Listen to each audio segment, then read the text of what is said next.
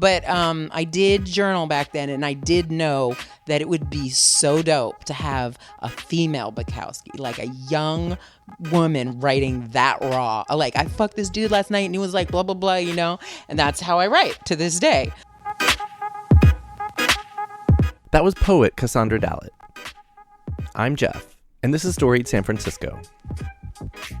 Every week on this podcast, you'll get to know poets, photographers, comedians, and San Franciscans from all walks of life as they tell stories, share personal histories, and try to put into words what makes this city so special. In this episode, Cassandra enrolls in high school in San Francisco, makes some unlikely friends, and talks about meeting up here with friends from her home back east. She ends the show describing how she got started writing poetry and doing spoken word. Here's Cassandra.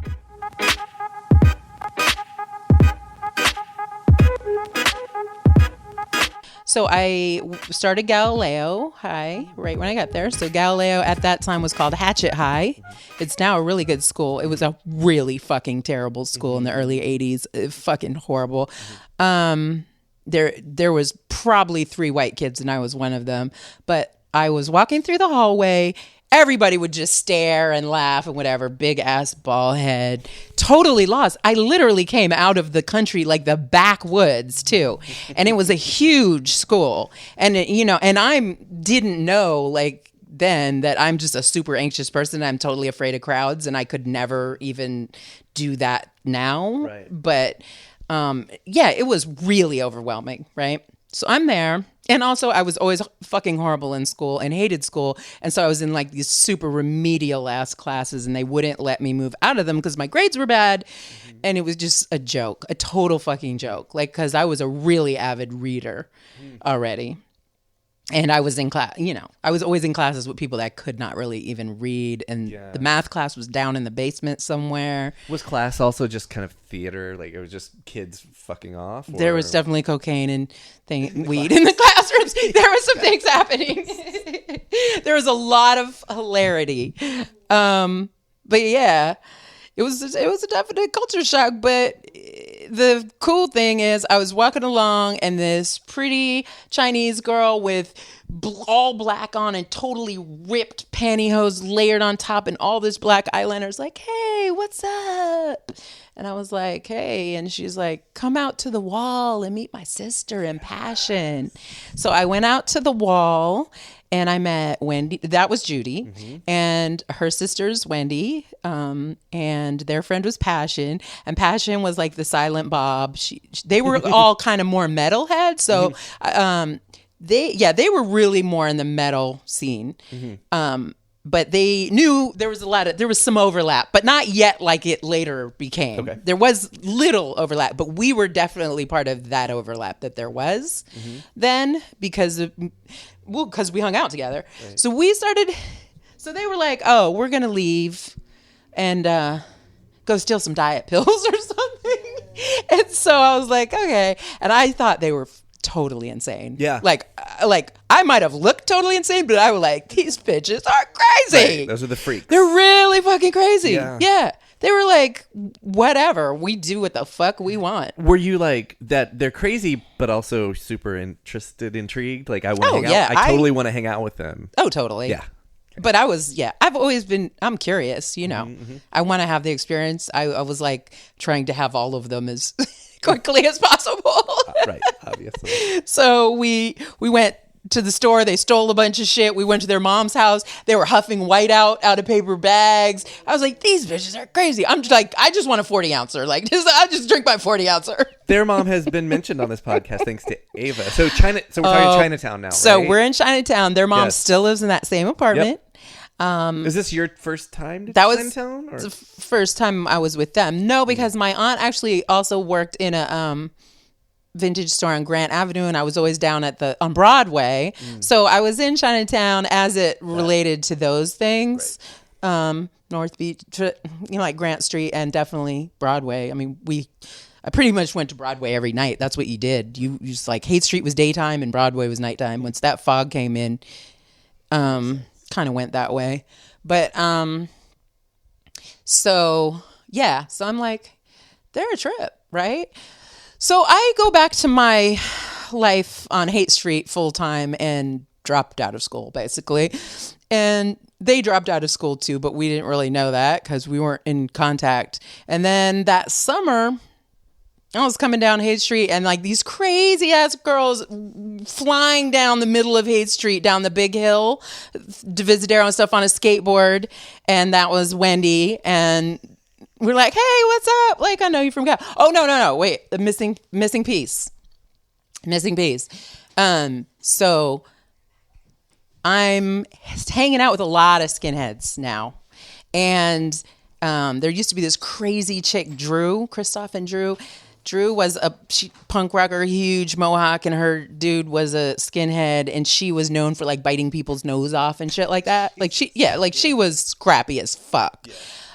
And she had once been paid $60 to beat me up for sleeping with somebody else's boyfriend. But I had slept with her boyfriend too, and she was too scared because I was so big, right? So I could bluff, but she would have fucking murdered me, like no question about it. Yeah. She was a street fighter. I was from Vermont. I just was really lucky to be quiet, look kind of mean, and be really big. Mm-hmm. And so Drew and some other skinhead chicks, I go to school. I was so drunk. I didn't go out with them one night because I was so fucking sick from the night before. I made it home with no shoes, blood all over me. And yeah, it was really bad. And so then I was like, I'm staying tonight. One of the girls came to get me, this obnoxious runaway skinhead girl. And then they're like, all right, well, we're going to be out. And there was a show at the MAB. I don't remember what. And when I went back to school on Monday, Wendy and Judy were like, hey, we got jumped on Friday night or Saturday night. We got jumped by these skinhead chicks. One of them's name is Drew. And I was like, oh, boo. Like, I was literally supposed to be with them. Mm-hmm. And I'm just like, that is so trash. Like, these are kind of my friends. And so that was the beginning of the end of the skinhead affiliation, right? Because it was really all driven about the huge crush on Bags. Mm-hmm. Which meant I slept with all the rest of them mostly, but him too. Yeah. So that was kind of the beginning of the end of that. And then after, when we met in the summer, we really started hanging out. And then we were like, my house was right there. And so they lived with me essentially. Like I had this little tiny bedroom and it would be like 6, 7, 8 people sleeping in there every night. Yeah. And so some of the Boston people I knew had come out. So Mike's brother, Clam, I knew in Boston. Mm-hmm. And then I knew him when he came out here. And Nathan's brother, Wendy's husband, Nathan, his brother, Jason, it was Mike McGlinchey, Clammy, and Jason. Jason was later in Celebrity Skins. Now he's touring with Red Cross. Mm-hmm. They came out here. And so I always had this weird, that crossover of all these East Coast people that I knew. Right. Sorry, just quickly for my own, or maybe whatever. Yeah. Earlier when you were still talking about Vermont and your time out there, you but a couple times you mentioned the city. Did you mean Boston? Yes. Okay, so you just kind of... Yeah. My dad came from New York and Connecticut mostly, and my mom came from Boston, and my dad and I used to drive to Boston all the time because he was always looking up ex-girlfriends. Once my mom left him, he went through his whole repertoire of like everybody he fucking ever dated before her. Right. I'm so like him. It is so disturbing. Okay, sorry. Anyway, so now let's... So, sorry. Yep, the city was Boston. And so Max and Nathan lived in Roxbury on Huntington Ave. And then Max lived on Mission Hill. So I stayed with him a lot there at his mom's house and stuff. And then I have a lot of cousins, and back then we're in Brighton and whatnot. And then I even tried to live in Boston once, but that didn't last long at all. Yeah. Because I had already been out here and there was no fucking way. But you had those few guys that you're talking about. But I knew, like Clammy started the gallery at Mike's place and everything. Right. I knew him from before. I didn't know Mike, but I knew Clammy. And Wendy's first boyfriend was also one of those East Coasters, Pete. Well, not first boyfriend, but before she married Nathan. But the thing is, so what I'm saying is, that Mike and that Judy and Wendy married dudes that I had connections from the East Coast with, but didn't meet them from me at all. Right? That's the thing that's funny to me.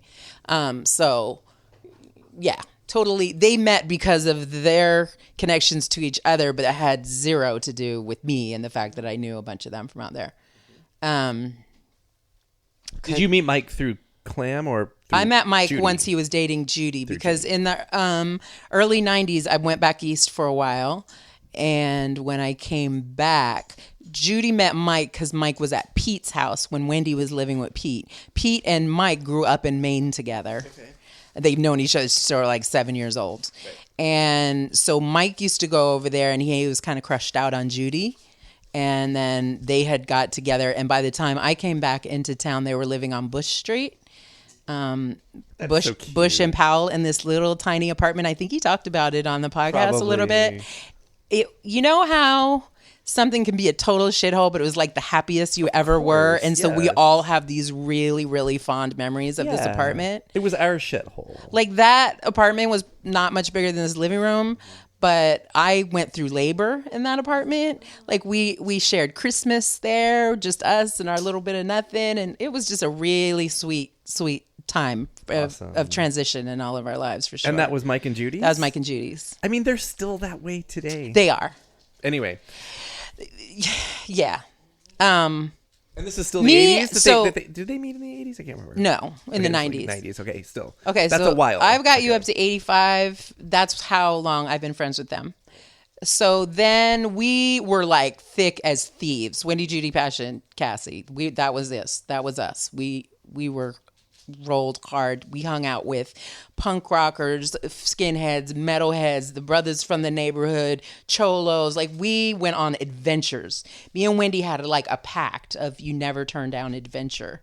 So when the guy showed up at the house and was like, oh, I have liquid acid and like some meth and something, you want to go for a ride to Santa Cruz? You said yes. Absolutely. And then you found yourself camping on somebody's lawn in Marin.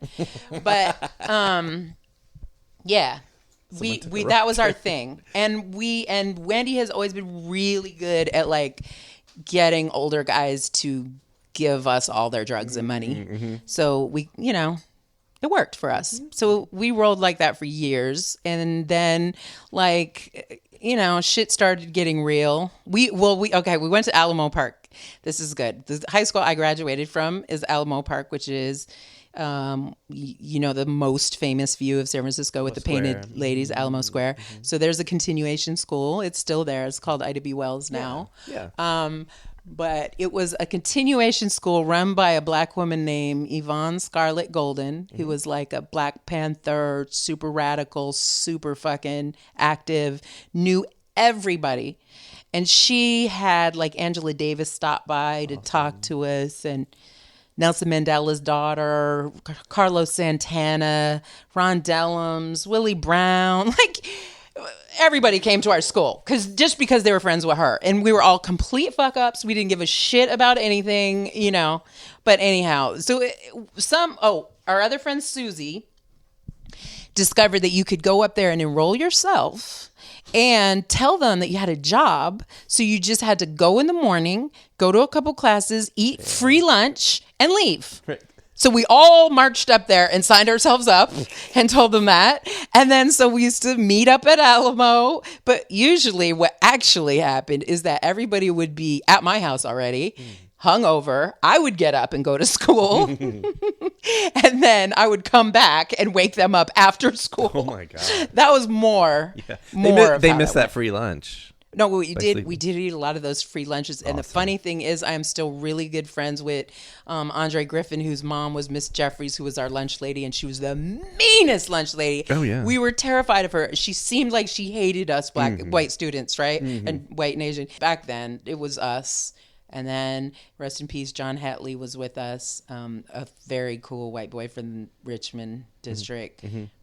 And later on, Josh Hankey, who ended up being a punk rock, like with a million things, but was really quite nerdy back when he hung with us. Mm-hmm. I think we influenced a lot of people in the bad direction. But fun. Mm-hmm. But anyways, yeah. So my house was cool to drink and smoke at and do whatever at. So it was kind of that. And it was right down the hill from school. So that worked out. And were Wendy and Judy and Passion going to the school too? Yeah. Okay, well, so we all enrolled, and then for like 4 years, we started school every year, and they all dropped out, and I kept going. So I kept going because I kind of liked all them brothers up there and everything. It was the 80s. It was the crack era. It was kind of fly, and they liked me. So I kind of, by this time, my hair's growing out a little bit. I got some bleach blonde going. I'm kind of like feeling my hip hop side a little bit more. Was this early hip hop? Yes. Already? So I fell in love with hip hop because my boyfriend Max from Boston gave me that Grandmaster Flash and the Furious 5 tape in 1982. Ooh. And I was in Vermont in the like snow, walking a mile uphill with my boombox playing some Grandmaster Flash and the Furious 5. So hip hop was always a part of my thing. I was always really into that, but you know, it was. And what was fun is that Wendy and Judy and Passion grew up going to Ben Franklin and Fillmore and then going to Gal and had always gone to these largely black schools and were totally into that music as well as they were their metal and everything else too. So when like the Beastie Boys came out and they were us, they were punk rock kids that were into hip hop, it was a wrap. We were at those shows on stage with them. Like they asked us to party with them after. That was our shit. Like we would go to these metal parties and just play fucking rap and just get on those metalhead guys' nerves, you know? And we're also our other, like, I think Bad Brains and Beastie Boys were our, like, two main go-tos that we all super agreed on and loved. And we did get to the Bad Brains show in 87 at the farm, and we were right there on stage with them too. Nice. And it was a pinnacle. It was pretty awesome because we were trying to see them for a really long time. Yeah. We also saw like Butthole Surfers there, a million reggae shows there. The Farm has a whole documentary about it. The Farm was a lot of fucking fun, but we used to go to all the things. All those reggae shows were fantastic. It'd be a whole day. It'd be like a festival in a building. Well, there's another guy that wrote a book a while back. It was mostly about being strung out and stuff, but he's a good writer. I forget his name, but this is a cute story. He was a kid. He's younger than us. He was a hippie kid who was going to clown school in the basement of the farm, and he lived there by himself during all those shows and just used to wander up and hang out. Like, damn, I thought my childhood was off. It was such a good story, though. Yeah. I've been to, there was a school there that a boyfriend of mine's daughter was going to for a while at some point. There's been all kinds of things at the farm. Yeah. People don't know about the farm. They should. Yeah. The scene at the farm, the outside scene in that park was fucking crazy. Like there was gang wars there. We would be out there because we spent a lot of time outside shows. We were really poor and we stole everything, all our food and alcohol and stuff we just stole. Right. And so like we were, we hustled our way around. So I always had that thing with the brothers. So I would always find a security guard and like kind of schmooze them to get us into shows and stuff like that. And I had a regular guy at the farm that I could usually get him to look the other way while we snuck in for shows. Cool. But there used to be some crazy shit going on in that park out there. It was like a meeting place of a lot of cultures. It would be like cholos and skinheads fighting, like gang fighting say, like, and even shit. Geographically, it's where a lot of neighborhoods meet. Yeah. It's a cool skate park now, right? I really wish I had I moved here in 2000, so after it closed, but definitely. The farm is a great place. I really hope it does open up because it's still there. So it should, and it's such a great location. So I was always an avid reader. It's literally saved my life in every way because, we didn't even have a TV. I didn't even have a TV growing up. So I was late to learn how to read. But once I did, that was just like, I know I can escape here. Mm-hmm. So wherever I went, I would just like find a book and I'd be okay. Like later in life, finally now I know that I'm kind of an introvert and I have a lot of anxiety and it makes perfect sense. But I didn't know any of the reasons why. I just knew what was safe and worked for me, right? Mm-hmm. So reading was always a really big part of my life. And none of my other friends read at all. Right. And so I was about 17. I was high as shit at Buckwheat's house. And there was a Bukowski book on the coffee table. It's like 3 o'clock in the morning. I pick it up and start reading it. And I'm like, this motherfucker is like us. Mm-hmm. He just fucks and drinks and gambles and writes about it. I could do this. Mm-hmm. So I was like, hey, can I borrow this book? And I just went home and devoured that shit. And then Wendy, Judy, Passion would come over and I'd be like, can I read to you? I would make them listen to me read to them, and they loved it, right? Which was when I realized that I like to read out loud, but I didn't do anything with it. Right. Didn't have any kind of education at all. Can't to this day write an essay. Don't know grammar. But always wanted to be a writer after that point. And I journaled like crazy. But in a huge fight with Andre, I burned all the journals. And it's so fucking sad. But I did journal back then. And I did know that it would be so dope to have a female Bukowski, like a young woman writing that raw. Like, I fucked this dude last night and he was like, blah, blah, blah, you know? And that's how I write to this day. But I didn't start writing until early 90s. I went to jail. I moved back east. I came back. I got pregnant. I started raising a kid. I moved to Oakland in 95. I lived in Richmond, Iron Triangle for 5 years in housing. I moved back to Oakland, and I've been in Oakland ever since. So at this point in life, I've lived in Oakland more than anywhere else. Okay.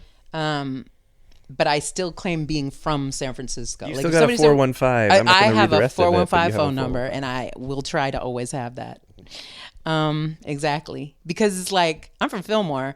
My boyfriend in high school was Andre Nicotina. My baby daddy is Creature Man. Anybody from Fillmore know who Creature Man is, because he's that guy. So I always really secretly wanted to be a writer, but I was super afraid to ever voice that, because I thought, like, if you don't have an education and a degree, then people are gonna make fun of you or something. I don't know. I was always really insecure.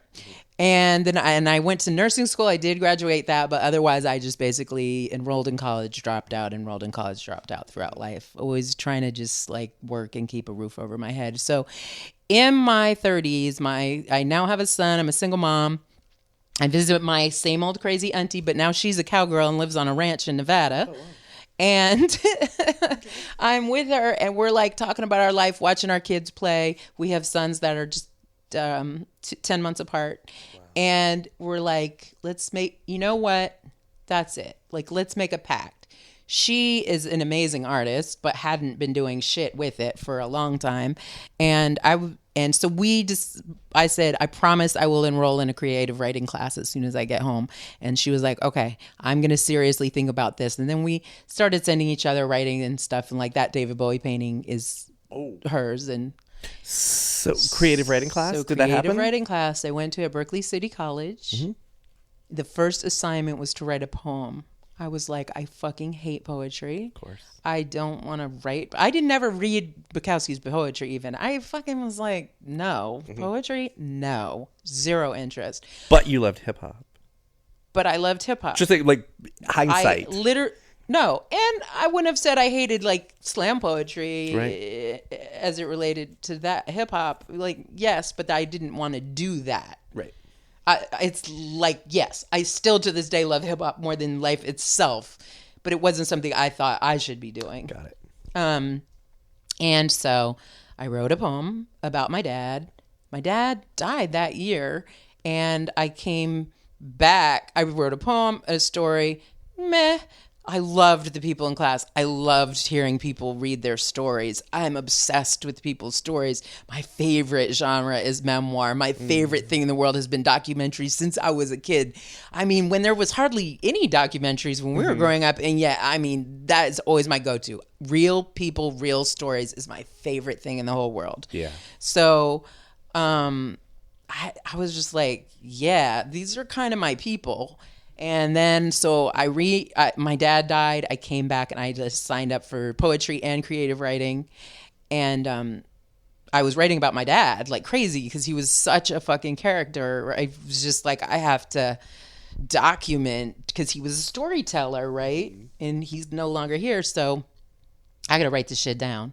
So I'm doing that. And I met a poet in one of my classes, MK Chavez, who was already an established poet. And she was like, I'd like to have you come and read.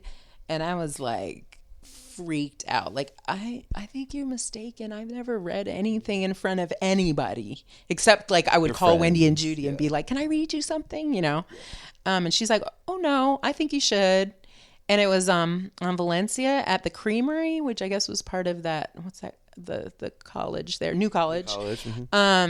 And I read with Julia Vinograd and some other legendary poets. I didn't know that. I brought my friends and all our kids and stuff. We were like my thugged out boyfriend, Yes. Mike, and we were fighting. And oh my God, I was so nervous. And all my poetry is super confessional. And Did you already have any kind of style that you brought to it, or that night? I was born with a style, I Yeah, think. okay. So I think that right away, I always heard you have a really strong voice and you have a lot of stories to tell.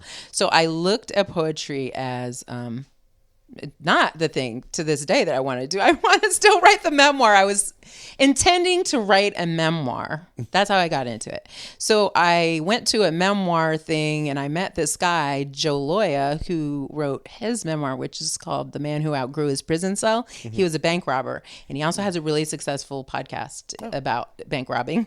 Awesome. Anyways, he's a cool character. And he got me to write some stories.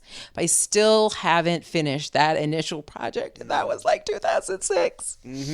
But I will. I promise. But my short attention span lent itself to poetry. Okay. Because I feel like nobody could tell me my grammar wasn't good because it's poetic license. Right.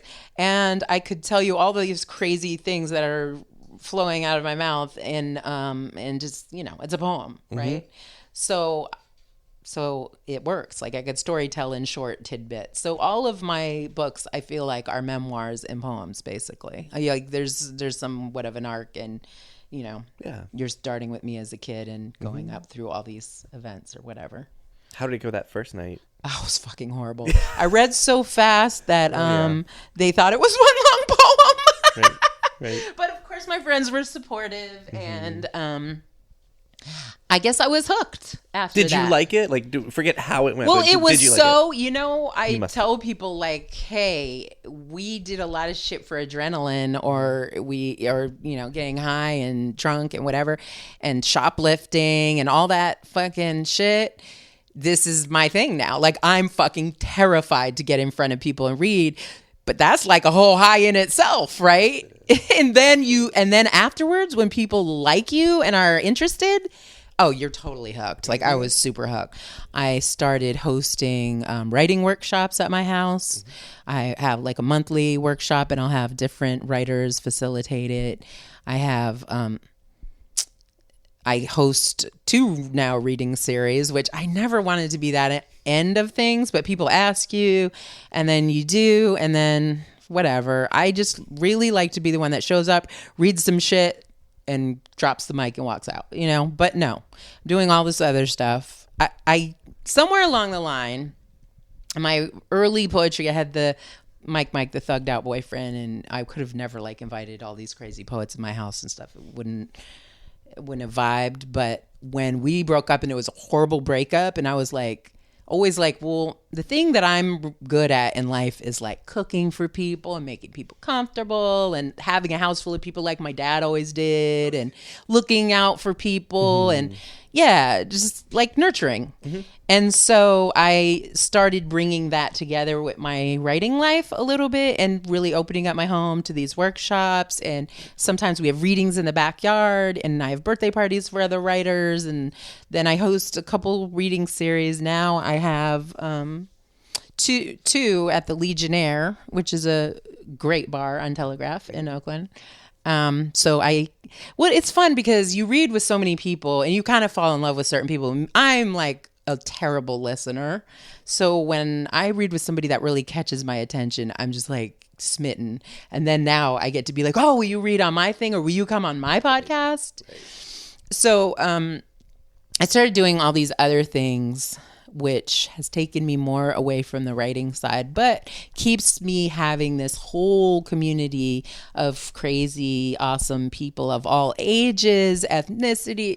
My writing life is so interesting. Where can people find you if you want them to find I you? have a website, cassandradallett.me. And there are links on there to the podcast, to YouTube. I have hell of videos of me reading poetry on YouTube. There are links to buy any of my books, and there are links to the podcast, which is the Badass Bookworm on any platform, Badass Bookworm Podcast. And that's just me chatting with other writers about writing things in life and politics and all kinds of shit. It's super fun. That was Cassandra Dallett. Check back next week when we'll hear from veteran corner store owner Sam Malik. Music for Storied San Francisco is by Otis McDonald. Film photography is by Michelle Kilfeather. And the show is produced and hosted by me, Jeff Hunt. Please help support what we do by going to the store page on our website and choosing from several different pledge levels. The site is storiedsf.com. You can follow us on Twitter and Instagram, or subscribe to our YouTube channel. If you're listening on Apple Podcasts, please rate and review the show. And if you have any feedback for us, our email is storiedsf@gmail.com. Thanks for listening.